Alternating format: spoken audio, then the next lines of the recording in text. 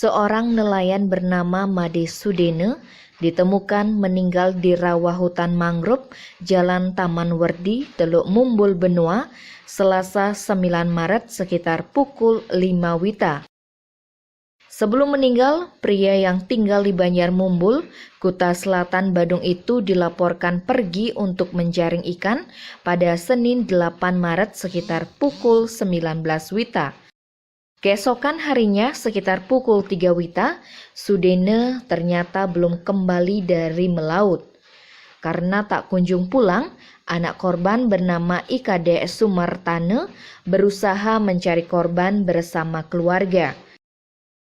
Menurut Kasubag Humas Polresta Denpasar, Ibtu Iketut Sukadi, ketika mengecek ke lokasi sekitar pukul 5 WITA, Sumartane menemukan ayahnya sudah tak bernyawa dalam posisi telungkup di rawa.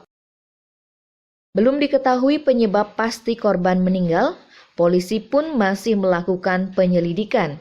Namun melalui surat pernyataan, pihak keluarga merelakan kepergian almarhum sebagai sebuah musibah. Tim Bali Express melaporkan.